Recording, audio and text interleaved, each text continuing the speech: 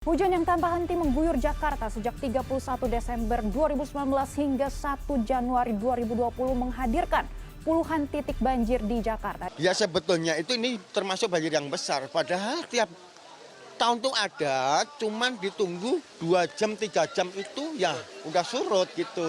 Masing-masing pada dini hari tadi setelah merayakan malam pergantian tahun baru, namun sejumlah titik terendam oleh banjir.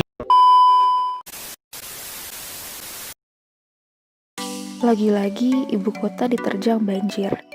Tahun baru 2020, Jakarta diguyur hujan deras yang berhasil merendam ibu kota tersebut dan daerah di sekitarnya.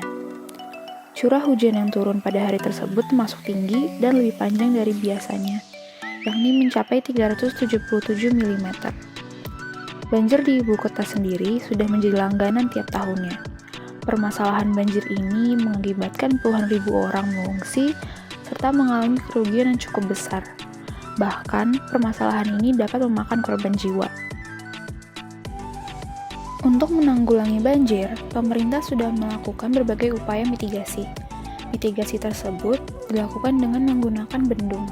Bendung adalah struktur bendungan berkepala rendah yang biasanya terdapat di sungai dan dapat digunakan sebagai pengukur kecepatan aliran air, menaikkan muka air, dan mengatur debit air. Terdapat bendung Katulampa yang berlokasi di Bogor dan berfungsi untuk mengantisipasi banjir di Jakarta dan sekitarnya. Proyek Bendung Katulampa dimulai pada 16 April 1911 dan diresmikan penggunaannya pada 11 Oktober 1912. Total biaya yang dikeluarkan ialah 80.000 gulden atau setara dengan 651 juta rupiah. Pada tahun 2004, untuk pertama kalinya, Bendung Katulampa direnovasi. Renovasi Katulampa menggunakan dana anggaran pembangunan daerah Provinsi Jawa Barat sebesar 300 juta rupiah. Petugas di Bendung Katulampa secara rutin memantau dan mencatat perkembangan ketinggian air, debit air, dan curah hujan setiap jam selama 24 jam, dari pukul 7 sampai jam yang sama keesokan harinya. Semua data harian dimasukkan ke buku laporan bulanan. Pencatatan dilakukan sejak Bendung Katulampa didirikan. Kumpulan data tersebut bisa menjadi acuan pada awal musim penghujan, pertengahan musim penghujan, hingga musim kering. Contohnya, saat musim hujan, bendung sepanjang 74 meter ini bisa dilewati air dengan rekor debit 630.000 liter air per detik.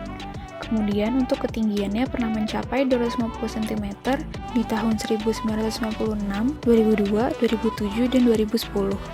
Hasil pantauan itu dilaporkan ke Depok, karena biasanya air akan sampai dalam waktu 3-4 jam di sana. Dari Depok, laporan akan diteruskan ke Jakarta untuk mengantisipasi adanya banjir.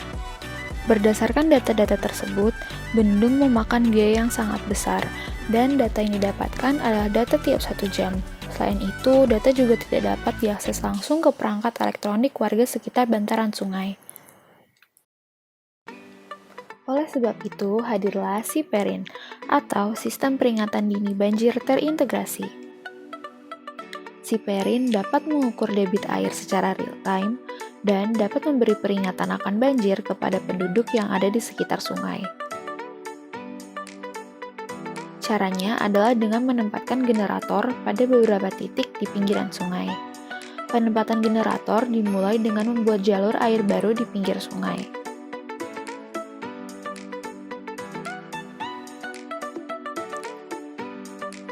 Dan data besar listrik yang diterima oleh generator-generator tersebut dilaporkan secara real-time kepada satelit dan diteruskan kepada BMKG.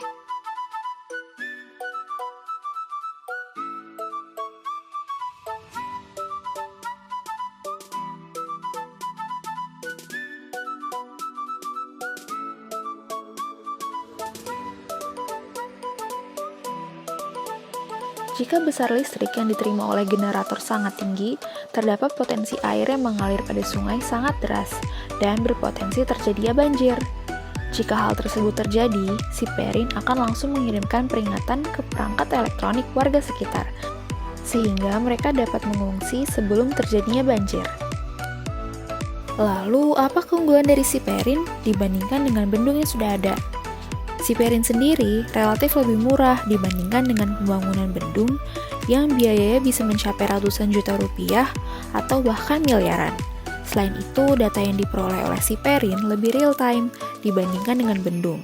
Dan data tersebut juga langsung terintegrasi ke perangkat elektronik milik warga.